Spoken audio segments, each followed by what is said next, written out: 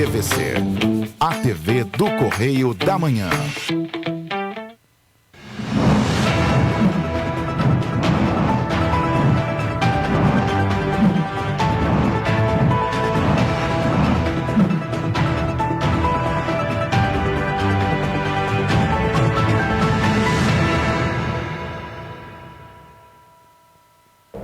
Olá, sejam bem-vindos ao Correio da Manhã na TV. Muito obrigado pela sua presença, sua audiência.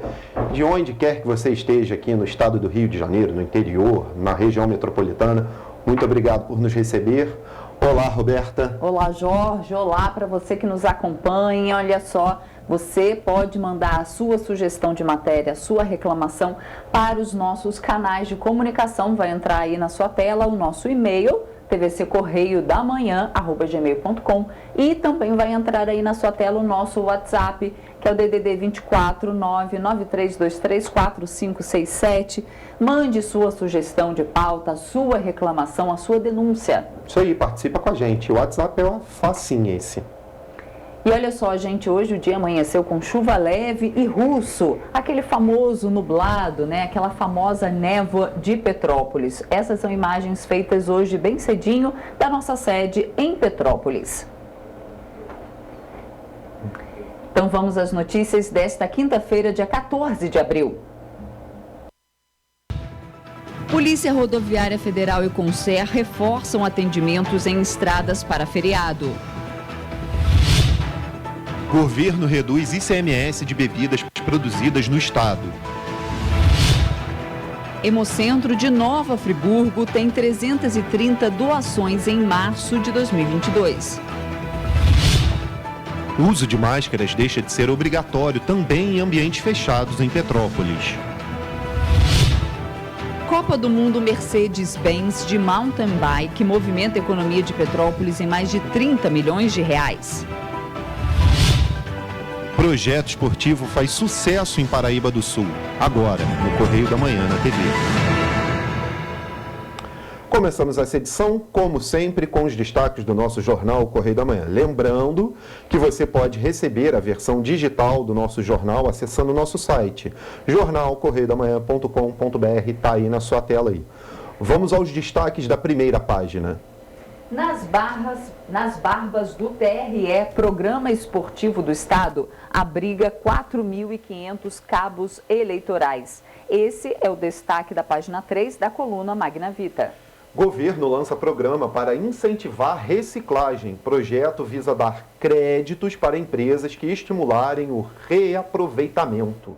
Bacana. Destaque da página 6, Governo do Rio firma parcerias para revitalizar o Campo de Santana e o Palacete Imperial. E ainda temos os destaques do esporte. Irreconhecível, Flu perde de 3-0 na Sul-Americana. Falaremos disso um pouquinho também. Temos também destaque da página 5, o profissional que trabalha em feriados pode ter ganho extra. E os destaques da página 6 ainda, Justiça condena 4 pessoas pela morte do pastor Anderson. Vamos agora à nossa página 2, a nossa página de opinião. Exatamente, com o editorial lido por Nana Grassi. Como a esquerda pode ser crucial na eleição francesa? O apoio de Sarkozy a Macron pode significar um grande passo rumo à vitória para o atual presidente francês. Mas também pode afastar votos preciosos de eleitores da esquerda, mais determinantes do que os 5% que votaram no partido do ex-presidente. O candidato da esquerda, Jean-Luc Mélenchon, conquistou 22% dos eleitores e ficou bem próximo de chegar ao segundo turno, pois Marine Le Pen atingiu 23,1% dos votos. Por isso, atrair os eleitores dele seria mais crucial do que ter o apoio daqueles mais alinhados politicamente. Talvez, se a luta fosse contra Mélenchon, Macron teria mais chance de ser reeleito, algo que não acontece desde 2002, quando Jacques Chirac derrotou Jean-Marie Le Pen, pai de Marine. Algo próximo de 80% da preferência dos eleitores, pois teria grande parte dos votos de Marine Le Pen, já que a direita extremista não iria votar na esquerda radical. Comparado com 2017, quando Macron venceu Le Pen, No segundo turno, com 66% dos votos, este ano será mais disputado, exatamente pela matemática partidária. Somando os votos de Le Pen, Éric Zemmour e Nicolas Dupont, a direita extremista dá algo em torno de 33%. Já a esquerda radical, composta por Mélenchon, Philippe Poutou e Nathalie Arthaud, dá algo em torno de 24%. Além disso, inclui na lista os 2% de Anne Hidalgo, pior votação da história dos socialistas, e os 4,5% do ecologista Yannick Jadot. Ou seja, Le Pen pode crescer mais na disputa com os votos dos descontentes da esquerda, com o governo de Macron que, somando os votos de centro-direita, não dá 40%. Portanto, a disputa entre Macron e Le Pen se dará, além da busca por voto dos derrotados, no primeiro turno, nos eleitores indecisos, pois o índice de abstenção foi próximo dos 30%. Lembrando que o voto não é obrigatório no país. Sendo assim, aquele que conseguir atrair o maior número de franceses para comparecer no segundo turno em 24 de abril pode dar um passo para a vitória. É isso, vamos agora então aos destaques da coluna do Magna Vita. Hoje, bem grande o destaque, porque é referente aí aos núcleos esportivos que viram ferramenta eleitoral e podem financiar milhares de cabos eleitorais. As 76 milhões de razões para o candidato Gutenberg Fonseca querer manter o controle da Secretaria de Esportes. Abre aspas, começa o nosso... Deus protegei-me dos amigos, pois dos inimigos eu cuido. Fecha aspas. Este dito popular se aplica esta semana ao senador Flávio Bolsonaro, que, contrariando a sua intuição, cedeu às súplicas do ex-secretário de Esporte e Juventude do Rio, Gutenberg de Paula Fonseca. Ligou para o governador e pediu nomeação do advogado Alessandro Pitombeira Carracena. Nossa, foi difícil aqui, desculpem. Carracena para a pasta que cuida da política esportiva do Estado. Um telefonema do senador ao governador na manhã do dia 13 pedia que a nomeação fosse realizada no próprio dia.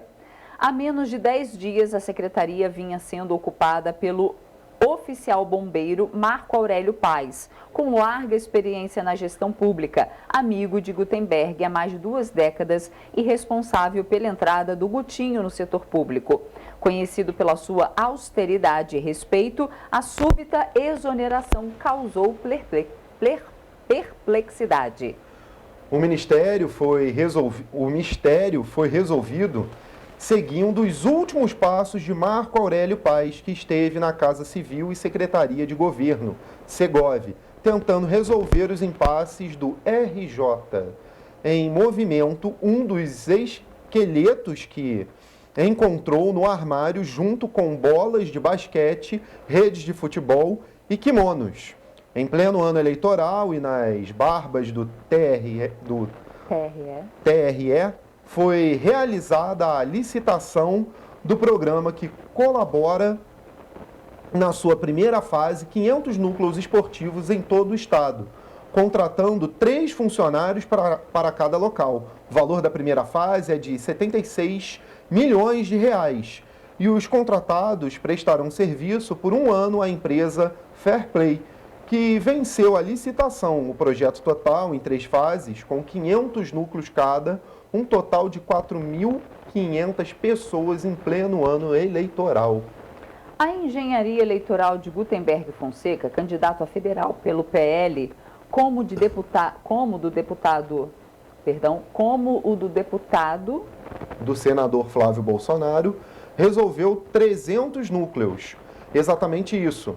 300 de núcleos, totalizando 900 pessoas remuneradas pelo programa, para atuar como seus cabos eleitorais, todos remunerados pela verba pública da Secretaria. O uso político do programa RJ em Movimento fica caracterizado pelos poucos políticos que estão sendo chamados para ganhar sua cota de núcleos. Surpreendentemente, Fonseca não convocou nenhuma das estrelas bolsonaristas, enquanto exclui políticos do partido como Anderson Moraes e Charles Batista. Ele destinou 50 núcleos, 150 pessoas contratadas. Para um deputado do PT, moralidade à parte, será difícil para o rapaz justificar que deu 50 núcleos para um parlamentar petista em detrimento dos colegas do PL. Difícil, hein? E continua. Longa Manos. Não deixa de ser curiosa a indicação de Guttenberg, que forçou o senador Flávio Bolsonaro a fazer a ligação. Alessandro Carracena é advogado do próprio Guttenberg em diversas ações na Justiça. A parceria dos dois é antiga. Quando foi secretário municipal de Ordem Pública na gestão Marcelo Crivella, Fonseca escolheu o advogado como subsecretário e depois como sucessor. É neste ponto que a traição se manifesta em dose dupla, elemento desprezado pela política. Carracena e Fonseca processaram o próprio prefeito, que os nomeou secretário de Ordem Pública. Além de Crivella, o Partido Republicano é réu no processo de cobrança de dívida de campanha. Carracena foi advogado da empresa de Guttenberg contra o ex-prefeito. Na Secretaria de Esportes, caberá ao novo secretário responder às investigações do Ministério Público do Rio sobre as acusações de compra superfaturada de bolas de basquete e outros itens esportivos. Outro pecado do secretário exonerado foi ter interrompido o fornecimento de itens polêmicos comprados na gestão de Guttenberg.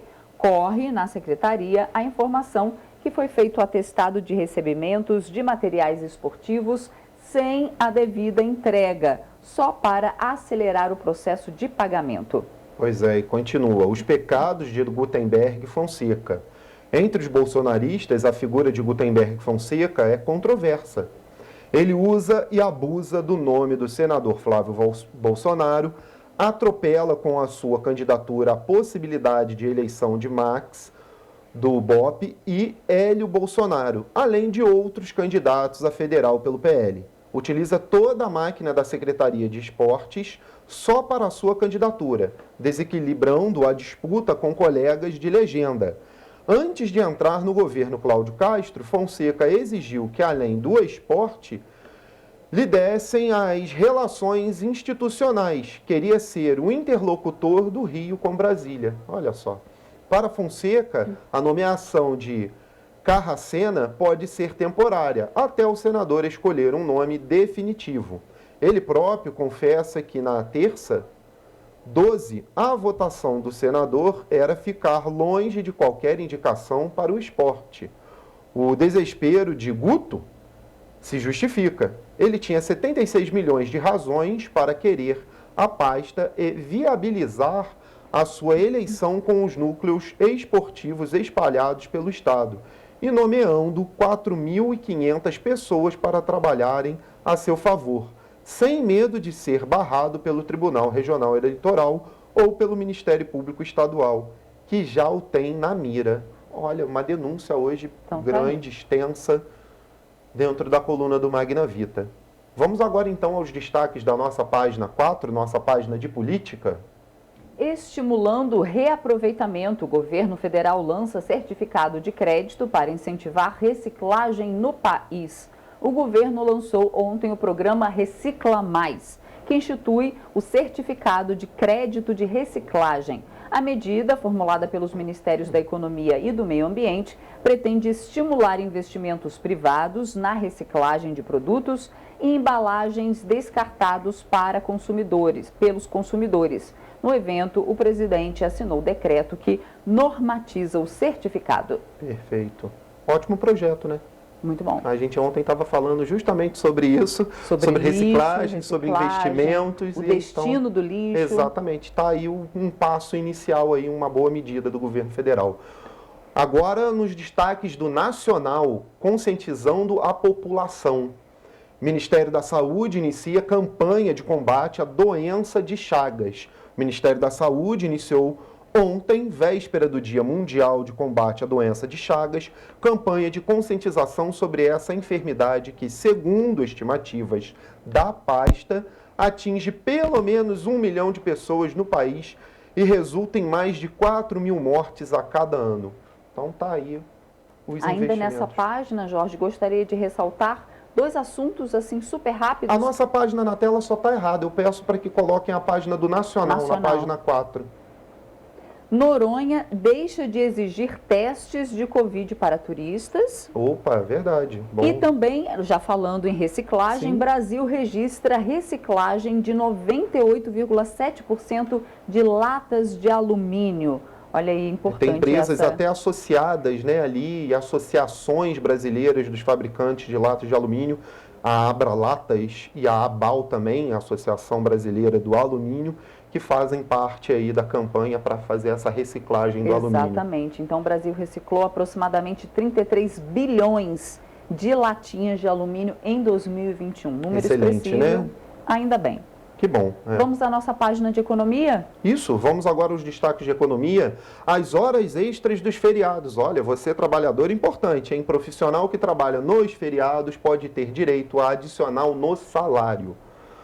O empregado que for convocado a trabalhar nos 2 feriados nacionais de abril tem direito a receber hora extra com adicional de 100%.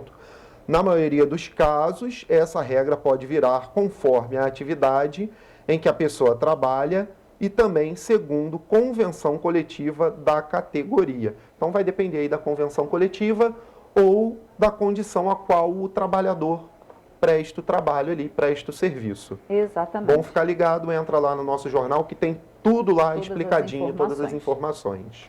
Vamos agora para a página de Rio de Janeiro, preservando o patrimônio histórico.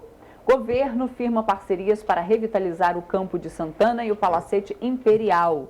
A Secretaria de Estado da Casa Civil firmou uma parceria com o TCE-RJ para revitalizar 2 importantes equipamentos históricos do centro do Rio. O Campo de Santana, na Praça da República, e o Palacete Imperial, na Avenida Visconde do Rio Branco. O investimento será de 40 milhões de reais, que são do saldo orçamentário de 2021 do TCE do Rio de Janeiro. Pois é. Só para terminar agora a leitura do nosso jornal, em Estado do Rio, ainda na página do Rio, aí na página 6, SEDAI reforma ETA de Japeri. Obras vão melhorar o abastecimento de parte da Baixada Fluminense. Na foto ali, explicando, previsão é de que a estação esteja pronta até o fim do mês. Então, vamos ficar aí de olho aí sobre as obras na estação, porque podem atingir aí e beneficiar cerca de 98 mil pessoas nos bairros de Nova Belém, Charinha, Grota, Engenheiro Pedreiro, Rio de Ouro, Jardim Marajó e Pedra Lisa. Então, ficar de olho ali, são 23 milhões aí em investimentos aplicados nessa reforma do ETA de Japeri. Essas foram as notícias de hoje do nosso Correio da Manhã na TV. Para você ficar por dentro, olhar todas as notícias, dá uma olhadinha lá no nosso jornal, jornalcorreiodamanhã.com, jornalcorreiodamanhã.com.br. Lá você vai encontrar todas as notícias de hoje e da semana lá. E a gente faz agora um rápido intervalo comercial. E na volta você vê que o novo terminal Gentileza vai integrar VLT, ônibus e BRT em São Cristóvão, beneficiando passageiros aí de toda a região metropolitana do Rio. Pois é, e você vai ver também que Polícia Rodoviária Federal e Concer reforçam atendimentos em estradas para o feriado. O Correio da Manhã volta já.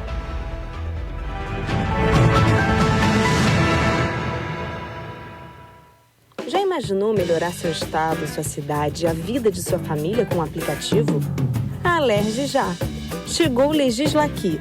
Tudo sobre seus direitos e um canal para você mandar e apoiar ideias que podem virar leis. Tem uma ideia boa? Sugira. Quer saber se é legal? Consulte. Tem dúvidas ou sugestões? Converse. Curtiu? Baixe o app. Legisla Aqui. É a Alerge mais perto de você. Sabe o sonho de vacinar a sua princesinha?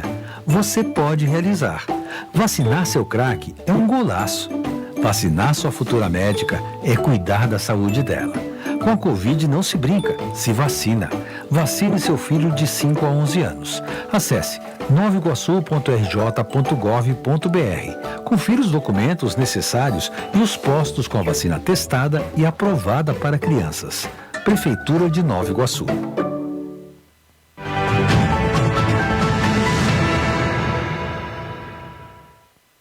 Estamos de volta. No fim de semana prolongado pelo feriado da Sexta-feira Santa, a Concer decidiu manter reforçado o atendimento mecânico em trechos de maior movimento na BR-040. Além disso, a Polícia Rodoviária Federal também programou ações específicas para a data. A restrição ao tráfego de caminhões e carretas com 3 eixos ou mais, que vigora na pista da subida da Serra de Petrópolis, por determinação da ANTT, ocorre nesta quinta e sexta-feira, das 4 horas da tarde às 10 horas da noite, e no sábado, das 8 horas da manhã às 2 da tarde. O usuário deve evitar trafegar pelo trecho após o término da restrição, quando muitos veículos de carga sobem a serra ao mesmo tempo, causando eventual lentidão ao tráfego. A Concer ainda avisa que os motoristas devem diminuir a velocidade em caso de chuva e neblina, principalmente na serra, e prestar atenção nas sinalizações para evitar acidentes. Além disso, antes de sair de casa, verificar os freios, pneus e também os faróis para evitar problemas na estrada. Já a ação da Polícia Rodoviária Federal, PRF, inicia nesta quinta-feira a Operação Semana Santa 2022. A ação acontece até o dia 17 de abril, domingo de Páscoa. Como em todo feriado prolongado, é esperado mais movimento nas rodovias, com o aumento do número de veículos e também dos riscos de acidentes. Ultrapassagens indevidas, embriaguez ao volante, falta de cinto de segurança, crianças fora da cadeira para transporte, a falta de uso de capacete para motociclistas, excesso de velocidade e o uso do celular na condução de veículos vão ser os principais alvos da fiscalização. E olhem só, em caso de problemas mais graves, para fazer contato com o serviço de emergência da Polícia Rodoviária Federal, o usuário deve ligar para o 191.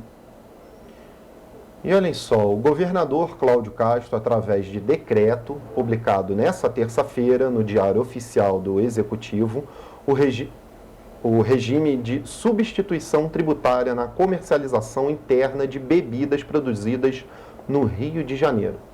A regra vale para operações de saída interna que envolvam água mineral ou potável envasada, leite, laticínios e correlatos, vinhos, cachaça, aguardentes produzidas por cachaçarias, alambiques ou por estabelecimentos industriais localizados no estado. São incluídas também bebidas destiladas ou fermentadas, como sangrias, cidras, cavas, espumantes e similares. A substituição tributária foi criada para facilitar o pagamento do ICMS. Trata-se de uma retenção antecipada do imposto que é cobrada somente de um dos contribuintes da cadeia produtiva, de um determinado produto. Autor original da lei, assinada por outros 10 parlamentares, o deputado Alexandre Knoploch, do PSL, afirmou que a medida é necessária para impulsionar a produção estadual. Atualmente, o Rio de Janeiro produz 17% do consumo de leite e derivados por ano. Quanto aos destilados, ele ressalta que é o estado reconhecido como território da cachaça de qualidade,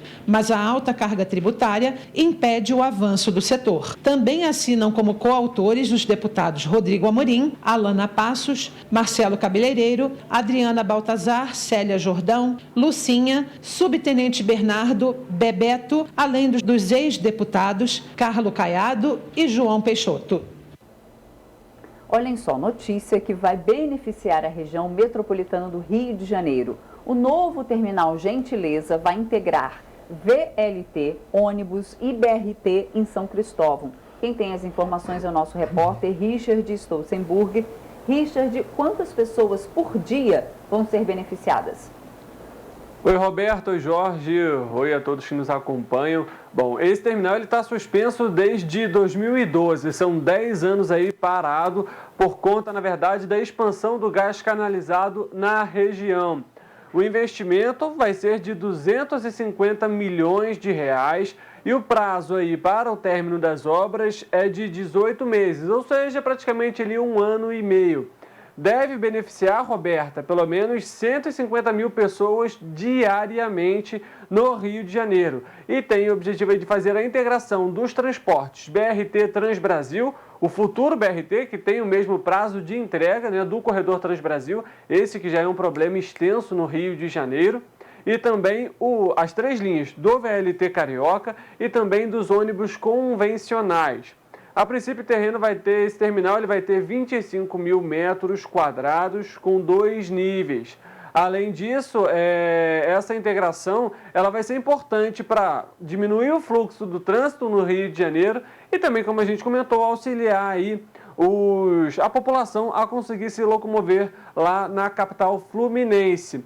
Lembrando que o prazo de 18 meses e as obras já devem começar, inclusive, nesse fim de mês, do mês de abril. Agora, os operários já começam a mexer lá no terreno. É uma obra importante agora, né? Deixa até para vocês aí comentarem. A gente espera que pelo menos seja construído, né? Porque o BRT Transbrasil, por exemplo, já era para ter sido feito desde 2019. O Rio de Janeiro passa por uma situação muito complicada quando se trata de parcerias público-privadas, porque teve também no governo, principalmente do Crivella, a questão com o VLT de suspender o serviço, enfim. A situação lá não é muito favorável, mas a gente torce para que a população não fique na mão mais uma vez. Eu volto com vocês aí no estúdio. Matéria escrita.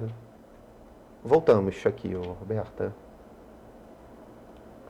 A partir de abril, a bandeira verde volta às contas de luz, com o fim da crise hídrica no país, anunciado na semana passada pelo governo federal. Consumidores finais vão pagar mais barato nas contas de energia.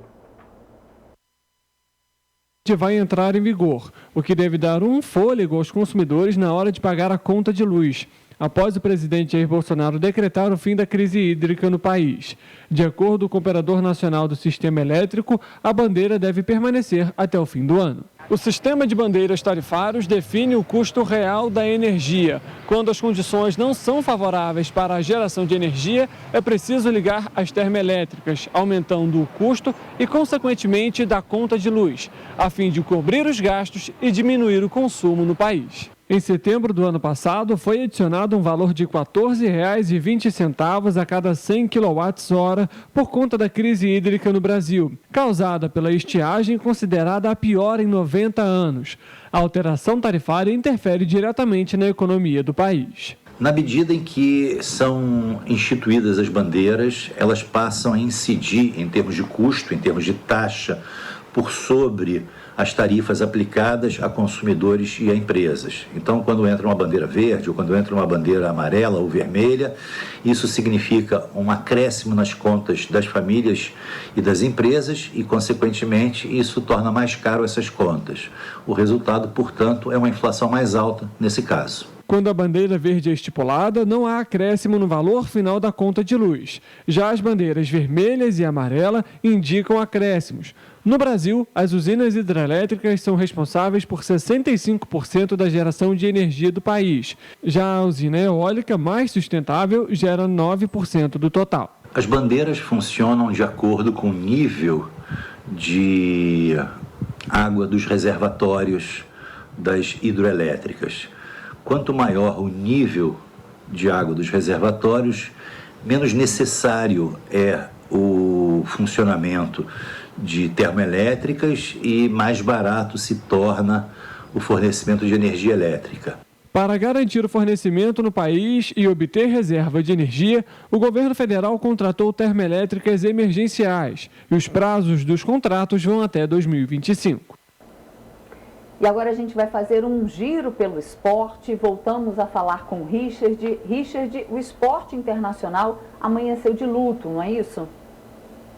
Isso mesmo, Roberta. Infelizmente, o ex-jogador colombiano Fred Rincón faleceu na noite desta quarta-feira. Ele não resistiu aos ferimentos de um acidente que ocorreu na segunda-feira.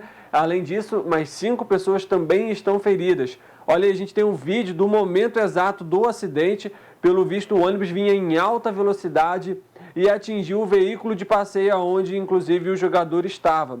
A gente lembra que o jogador, ele chegou a passar por cirurgia, ele teve traumatismo craniano, teve uma certa melhora na terça-feira, mas ontem voltou a ter problemas severos, estava na unidade de terapia intensiva e não resistiu aos ferimentos. Fred Eusébio Rincon Valença nasceu na cidade de Buenaventura, na Colômbia, em 1966. Inclusive, participou de 3 Copas do Mundo, 1990, 94 e também 98. E foi muito lembrado, inclusive, pelo gol que marcou contra a Alemanha na Copa do Mundo de 1990 na Itália, que levou a seleção colombiana às oitavas de final da decisão na época. Além disso, Fred Rincon chegou a jogar aqui no Brasil, na equipe do Corinthians. Inclusive virou ídolo do clube, onde foi capitão e onde pendurou as chuteiras em 2004. Agora, para aliviar um pouco essa notícia, logicamente, né, muito triste para o futebol de modo geral, a gente vai falar sobre um giro do esporte mais completo aqui, porque o Fluminense ontem, por exemplo, começou aí a sua trajetória de jogos nesse mês de abril e maio muito mal. Perdeu por 3-0 para o Júnior Barranquilla, lá na Colômbia, pela segunda fase da Sul-Americana. A equipe não jogou muito bem e, inclusive, aí foi dominado pelo Júnior Barranquilla. O próximo jogo do Tricolor Carioca é no próximo sábado, válido pelo Campeonato Brasileiro, em que vai enfrentar a equipe do Cuiabá. A expectativa é que o time tricolor vença a partida até para começar aí uma recuperação após essa queda de ontem por 3-0. Agora, mudando um pouquinho sobre futebol, a gente vai falar da Ferrari, que começou a temporada de 2022-2023 muito bem, inclusive. O piloto Charles Leclerc, da Ferrari, da escuderia, inclusive recebeu apoio e também elogios do presidente da Ferrari. Ele que ganhou as duas últimas corridas das 3 que foram participadas até o momento nessa temporada. Lembrando que a Ferrari, em 2020, ficou em 6º lugar na competição. A última vez que foi campeã foi em 2008 e na temporada 2021-2022 não sequer ganhou uma das corridas. Começando bem aí a temporada então de 2022-2023. E a gente fala também sobre a UEFA Champions League.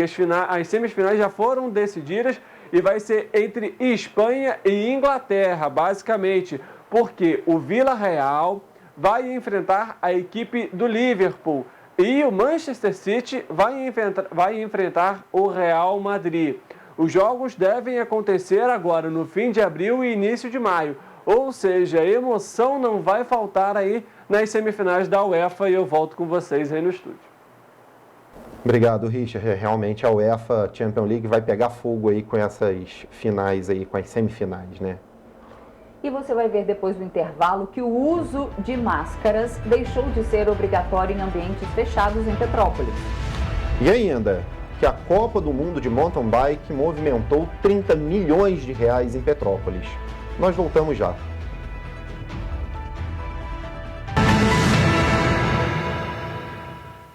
Já imaginou melhorar seu estado, sua cidade e a vida de sua família com um aplicativo? Alerge já! Chegou o Legislaqui. Tudo sobre seus direitos e um canal para você mandar e apoiar ideias que podem virar leis. Tem uma ideia boa? Sugira. Quer saber se é legal? Consulte. Tem dúvidas ou sugestões? Converse. Curtiu? Baixe o app. Legislaqui. É a Alerj mais perto de você. Sabe o sonho de vacinar a sua princesinha? Você pode realizar. Vacinar seu craque é um golaço. Vacinar sua futura médica é cuidar da saúde dela. Com a Covid não se brinca, se vacina. Vacine seu filho de 5 a 11 anos. Acesse novaiguaçu.rj.gov.br. Confira os documentos necessários e os postos com a vacina testada e aprovada para crianças. Prefeitura de Nova Iguaçu.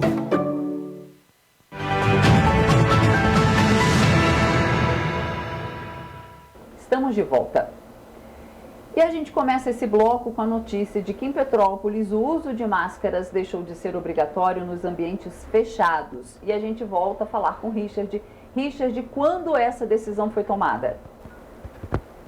Bom, Roberto, essa decisão foi tomada ontem pelo Comitê Científico aqui do município e que leva em consideração os dados epidemiológicos aqui da cidade, como a taxa de transmissão, por exemplo, e também relacionadas à taxa de ocupação dos leitos, tanto dos leitos públicos quanto das unidades privadas.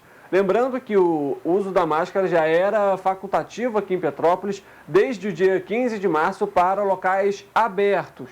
Então, com essa decisão de ontem, os locais fechados também não há mais a necessidade, não há mais a obrigatoriedade do uso das máscaras. Inclusive, o secretário de Saúde, Marcos Curvelo, comentou que essa decisão foi tomada porque é a menor taxa de transmissão desde o início da pandemia aqui no município. A gente tem um vídeo que ele mandou aqui para a nossa equipe e a gente vai acompanhar nesse momento o que ele comentou sobre essa decisão.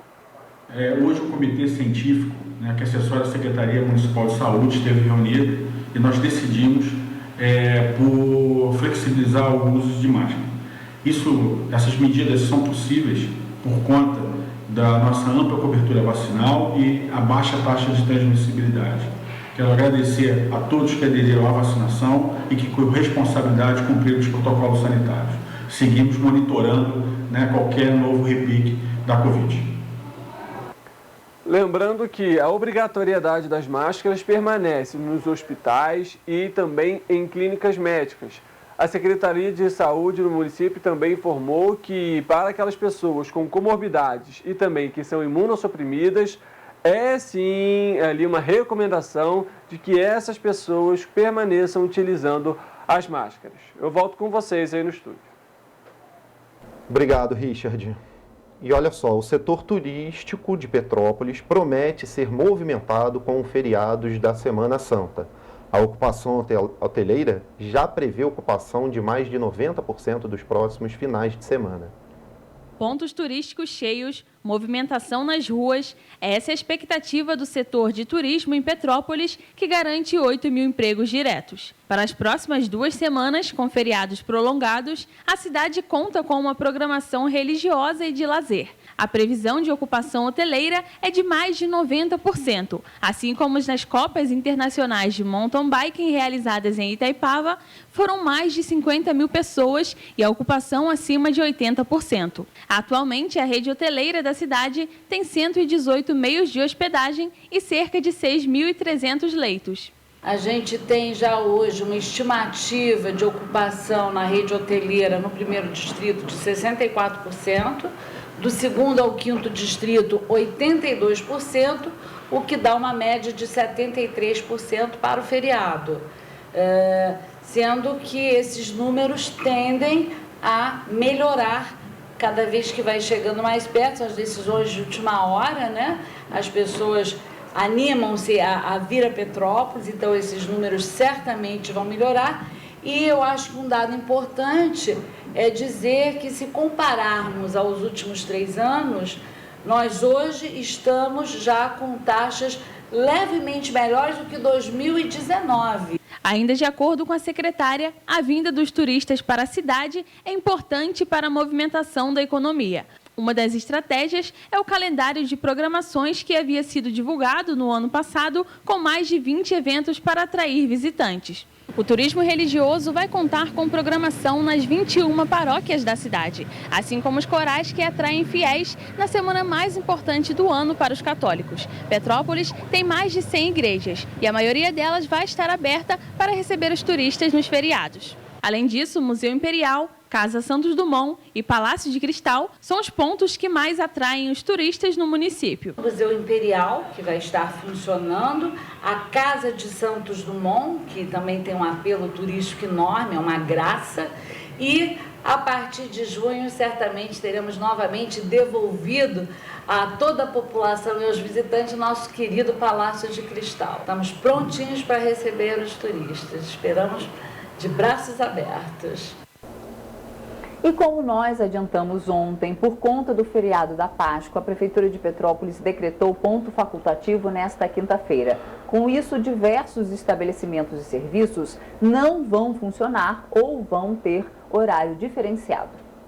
A Prefeitura de Petrópolis decretou ponto facultativo nesta quinta-feira devido ao feriado de Páscoa. Alguns serviços não vão funcionar e a população deve ficar atenta. As agências bancárias do Itaú, Banco do Brasil, Santander, Bradesco e Caixa Econômica Federal vão realizar os atendimentos normalmente. Já os postos do Idetran não vão funcionar. As unidades de emergência, como a UPA de Cascatinha, de Itaipava, e os hospitais Alcides Carneiro, do Alto da Serra e também Nelson de Saerpe, vão funcionar normalmente. Já a Universidade Estácio de Sá vai ter aula nesta quinta-feira. No entanto, a Universidade Católica de Petrópolis, assim como a Faculdade Nelson de Saerpe, suspenderam as aulas por conta do ponto facultativo. Escolas públicas, postos de saúde e ambulatórios estão entre os serviços que não vão funcionar nesta quinta-feira. Além disso, a vacinação contra a influenza e Covid-19 também foram suspensas. Os serviços voltam à normalidade no dia 18 de abril, na segunda-feira. Para os lojistas, o recesso pode aumentar as vendas. Na realidade, o movimento depois da última tragédia piorou um pouquinho, mas a gente está sempre com expectativa, né? Então, assim, eu creio que, vamos lá, vamos torcer para melhorar. Estamos com expectativa boa, trabalhamos com sapatos infantis, que isso atrai também os pais, porque vêm comprar ovos de Páscoa. Então, assim, eu acredito que vai ser muito bom, sim, para todos nós. De acordo com a Enion, os atendimentos às ocorrências vão funcionar normalmente, tanto na quinta-feira quanto na sexta-feira no feriado. No entanto, as lojas de atendimentos vão estar fechadas. A concessionária Águas do Imperador informou que o setor operacional vai funcionar em regime de plantão. E olha só, ainda falando em Páscoa, a tradicional feira do pescado começou nessa quarta-feira, nós falamos ontem, na rua Visconde de Souza Franco, em Petrópolis. São 11 tipos de peixes, totalizando 70 toneladas de mercadoria. O PROCON esteve presente no local para fiscalizar as condições de venda destes produtos e analisar se os feirantes estão atuando dentro dos padrões exigidos por lei. Às 10 horas da manhã, os feirantes já estavam a todo vapor, na rua Visconde de Souza, para mais uma feira do pescado. As 30 barracas estavam sendo montadas, refrigeradores instalados e os produtos arrumados, para receber os moradores de Petrópolis. As opiniões sobre os valores são diversas. Tem bastante peixe sortido, o preço não está tão caro. Eu fui lá no mercado, o peixe esse aqui, corvina, que eu queria lá, não tem. Muito caro mesmo. Fica difícil, né? A gente fica caçando o mais em conta, né? Mas cada ano que passa está pior do que o outro. Quem passava pelo local já sabia o que escolher para preparar nessa sexta-feira e elegeu o seu prato favorito. O meu preferido é bacalhau. Eu adoro bacalhau, mas esse ano eu quero fazer uma moqueca e eu tô dando uma olhada nos peixes. Não tem nenhuma... Ia ver cação, ver quanto que tá o cação. Uma sardinha com a cerveja e um limãozinho, dessa é uma beleza. A feira acontece há mais de 30 anos, sempre próxima à Páscoa, onde se tem o costume de não comer carne vermelha. A tradição vem da Igreja Católica, que pede aos fiéis, em respeito a Jesus Cristo, evite o alimento durante o período. Matheus Fernandes é feirante e fala das expectativas para as vendas da Feira do Pescado para este ano, principalmente depois das tragédias que aconteceram na cidade e que impediu o trabalho dele durante um longo período. Esse é o nosso medo também. O pessoal não sair de casa para vir comprar, mas se Deus quiser vai dar tudo certo. É complicado para os dois lados, né? Porque a gente compra caro e tem que botar alguma coisa para a gente ganhar também, entendeu? A gente não pode chegar aqui e botar muito abaixo, que também a gente perde muito. Peixe é uma mercadoria muito cara e qualquer coisinha a gente está perdendo, ou empata dinheiro, ou às vezes até toma um prejuízo. Tem jeito, a gente tenta ao máximo ajudar os clientes. O PROCON esteve presente no local para realizar a fiscalização, que é feita anualmente, para analisar a regularidade das barracas, informar os comerciantes e também orientar o consumidor na escolha do produto. Boa tarde, pessoal, tudo bem? A banca de vocês já está quase toda montada, né? Falta colocar os preços, isso é importante, que toda mercadoria esteja com preço visível e de forma clara para o consumidor. Se vocês tiverem algum pescado que ainda esteja congelado, com alguma crosta de gelo, tem que dar uma lavadinha para tirar a crosta e não pesar o gelo junto, tá bom? Olha, a importância principalmente no momento em que a gente vive uma crise na cidade e os comerciantes estão precisando vender e esse pescado é um produto acessível, é importante para todo mundo, porque quanto mais respeitosamente o consumidor seja tratado, mais rápido a gente vai se recuperar. Todos que estão aqui têm uma licença, têm um cadastro junto à prefeitura. Então a gente vai primeiro procurar explicar, coisa que a gente está fazendo hoje, mas se realmente eles insistirem e houver alguma desobediência, que inclusive pode provocar até um risco à saúde do consumidor, eles vão ser autuados e depois multados. Dança das cadeiras no governo municipal em Petrópolis. O vice-prefeito Paulo Mustrange deixou mesmo a Secretaria de Obras.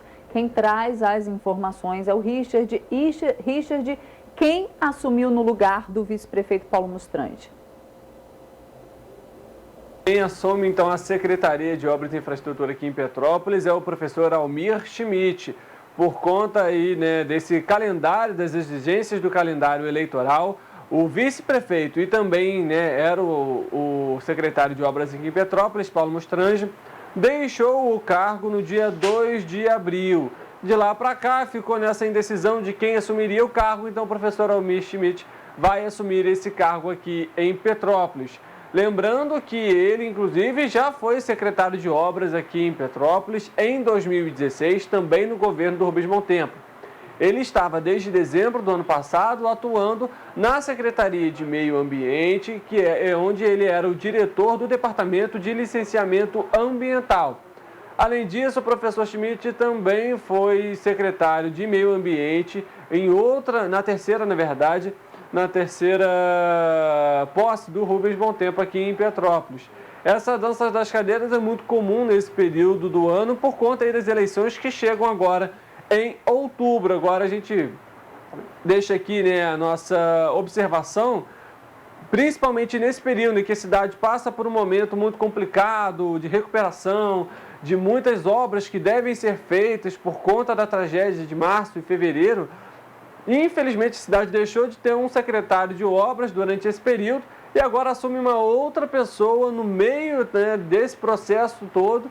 Enfim, é uma situação difícil, né, para a população, já que agora o secretário vai ter que ver o que aconteceu, quais as medidas que foram adotadas, ou seja, para que esse acompanhamento, esse trabalho possa ser feito, isso pode levar um tempo ainda maior. Eu volto com vocês aí no estúdio. Olha só, obrigado, Richard. Ô, Roberta, eu ia até chamar o Richard de novo, mas nem vou, porque no final da frase dele ali, ele falou, né? A gente teve um secretário de obras? Pois é, período, principalmente né? nesses dois períodos, dessas duas tragédias, Pois né? A Secretaria de Obras era muito necessária, se fez muito necessária, né? E a gente não viu realmente Paulo Mustrange atuando em nenhum lugar, se escondeu, é isso. Continuar aqui o nosso jornal aqui. As ações para o desmonte de blocos de rocha continuam em Petrópolis.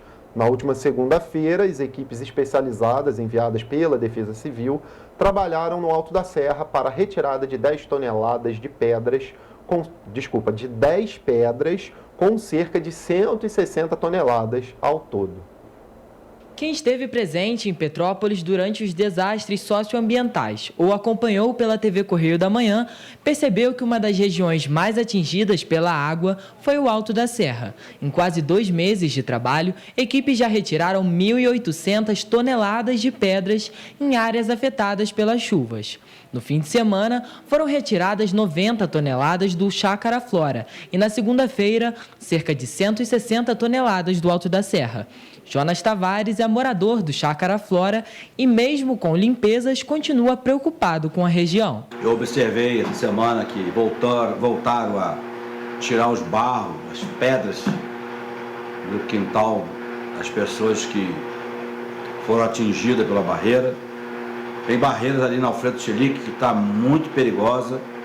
É preciso um pouco mais de atenção da prefeitura ali, porque na próxima chuva que der forte, eu acredito que Petrópolis vai acabar virando manchete de jornais no mundo inteiro.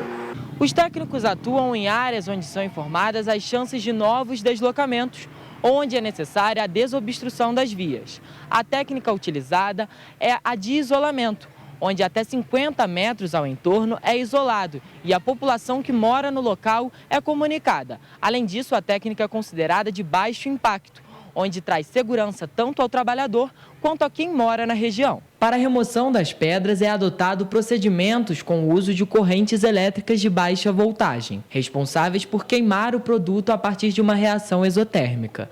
Esta técnica não lança fragmentos de pedras e não causa vibrações terrestres. As equipes já somaram 1.850 toneladas de pedras retiradas por toda a cidade desde o dia 22 de fevereiro. Para a remoção de pedras, os especialistas já estiveram no Caxambu, Rua 1º de Maio, Saldanha Marinho, Morro da Oficina, Rua Tereza, Vila Felipe, Rua Uruguai, Rua Barão de Águas Claras, Rua Doutor Touzete e São Sebastião.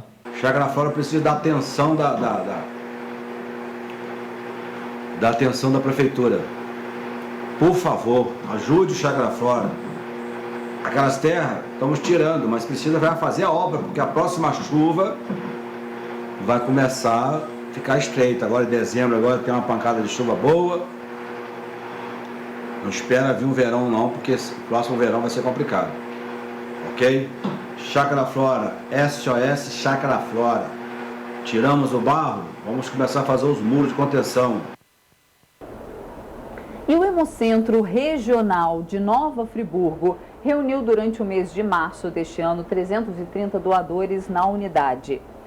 Desse número, 139 pessoas realizaram a doação pela primeira vez. No mês de março, o Hemocentro Regional, a enfermeira Cássia Viviane Calho Martins, garantiu 330 bolsas de sangue. No mesmo mês de 2021, o número foi um pouco maior. Ao todo, 338 pessoas doaram em março do ano anterior, sendo 165 pela primeira vez. Esse último dado aponta que mais cidadãos estão retornando ao Hemocentro para doar mais de uma vez. O Hemocentro de Nova Friburgo é responsável por abastecer 14 municípios da região serrana.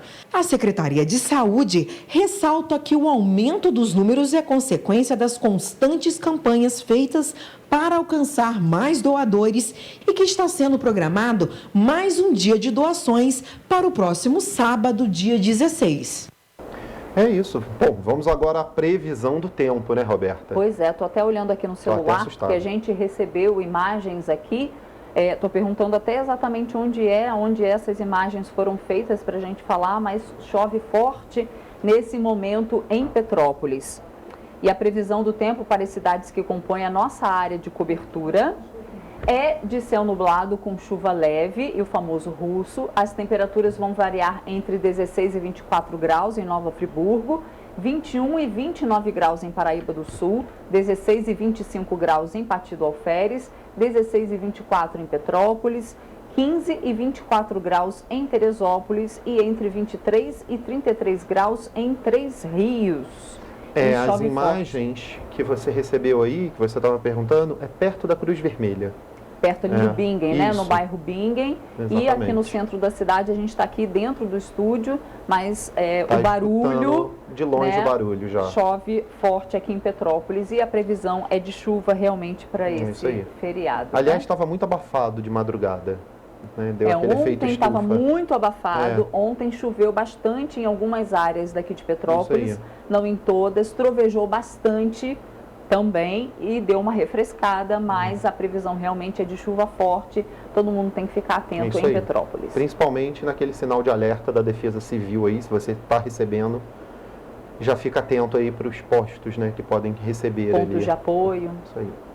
Vamos lá. O projeto Semear Esportes retomou as atividades em Paraíba do Sul em março, após longo período de inatividade. O público-alvo é formado por crianças e adolescentes de 7 a 16 anos, com aulas de voleibol misto e futebol masculino, e as aulas são totalmente de graça. O projeto atua por meio da Lei de Incentivo ao Esporte do Governo Federal, tem hoje 140 alunos inscritos e acontece em 2 pontos da cidade, no centro, na Praça da Ponte Preta, e no distrito de Barão de Angra, na praça localizada na estrada Silvio Guaraciaba. As aulas têm patrocínio da MRS Logística e em parceria com a Prefeitura, mediada pelo vice-prefeito Anderson Coelho. O projeto atua por meio da Lei de Incentivo ao Esporte do Governo Federal. Para o gerente do projeto, Alexandre Seixas, abre aspas, a continuidade do Semear Esportes é de suma importância. Afinal, os benefícios da prática esportiva acontecem em curto, médio e também longo prazo. Por isso, acredito que os frutos serão ainda mais significativos nessa nova etapa. Fecha aspas, disse Alexandre. Os interessados em fazer parte desse projeto devem entrar em contato com a professora Adriane Michel pelo telefone DDD 24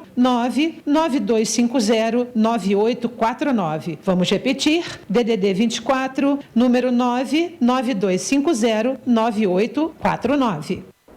E olhem só que bacana, a Copa do Mundo Mercedes-Benz de Mountain Bike, né, que aconteceu em Itaipava, movimentou a economia petropolitana no último fim de semana.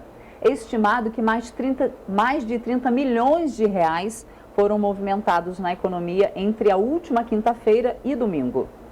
Com a Copa do Mundo de Mountain Bike, a ocupação hoteleira dos distritos ficou em 100% e mais de 60 mil pessoas passaram pelo evento, sendo mais de 1.000 deles estrangeiros. Também houve um aumento no aluguel de imóveis por meio de aplicativos. Com o evento, a movimentação da economia petropolitana ficou em mais de 30 milhões de reais. O balanço da Copa do Mundo Mercedes-Benz de Mountain Bike foi tema da Comissão de Organização e Monitoramento de Eventos, que aconteceu na tarde dessa terça-feira na Casa dos Conselhos, na Avenida Queller, no centro da cidade. Além de ter sido transmitido ao vivo para mais de 60 países, o evento também contou com a participação de mais de 100 empresas petropolitanas. A Copa do Mundo aconteceu na região do Vale do Cuiabá e em Itaipava, reunindo mais de 800 atletas de vários países do mundo. Os petropolitanos Juliana Salvini Morgan e Henrique Avancini participaram das competições e foram destaques, ficando em 5º e 13º lugares, respectivamente. Tomara que se mantenha no calendário aí da Copa do Mundo de Mountain Bike. Que vale a pena, né? Claro, é. Movimenta o turismo, movimenta Exato. A economia da cidade. É isso aí. E vamos voltar a falar sobre chuvas? Tem um vídeo, né, que o pessoal da nossa redação, nossas câmeras fizeram aí. Aparentemente tem mais de aproximadamente 30 minutos aí que a chove forte. No centro da cidade. Isso, a nossa sede em Petrópolis fica bem no centro da cidade, no coração da cidade, né, no centro histórico, e a gente está aqui dentro do estúdio, né, a gente não vê, mas a nossa produção informou que há pelo menos 30 minutos só chove bem forte desse jeito, e no grupo de imprensa os jornalistas já estão se mobilizando e falando o seguinte: quem vem para o Alto da Serra, que foi uma das regiões mais atingidas pelas chuvas, Sargento Boening, Praça Pasteur, venha com calma, porque está chovendo forte, né? E nós falamos há pouco também no Bingen, chove forte, no centro da cidade chove forte, então em várias localidades chove forte no momento. E eu só vou ver aqui, Jorge, se a gente recebeu tem informação de alerta que até agora nada. Algum alerta da Defesa Civil. Ontem nós recebemos, acabei de entrar aqui nas mensagens, ontem, 1:10 da tarde, eu recebi a chuva de ontem, sim. Um alerta da chuva de ontem. Mas hoje nada. Não recebemos nenhum SMS com alerta da Defesa Civil sobre essas chuvas. Hoje de manhã cedo, quando a gente estava vindo para cá, estava garoando, muito russo e garoando. Mas essa chuva não recebemos nenhum alerta da Defesa Civil de Petrópolis. Olha, vou só lembrar vocês que a gente tem novos canais de comunicação com vocês. Nosso e-mail, por favor, na tela, tvc@gmail.com.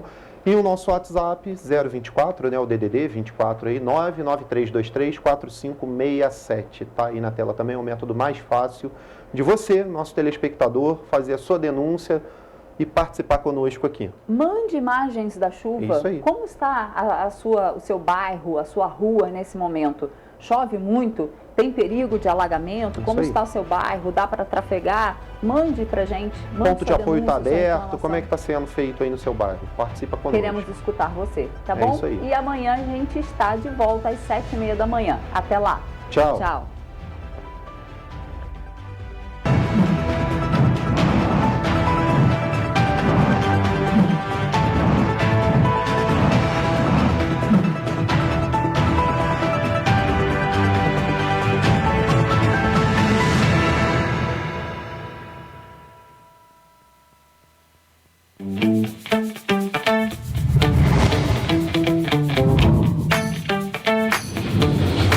TVC, a TV do Correio da Manhã.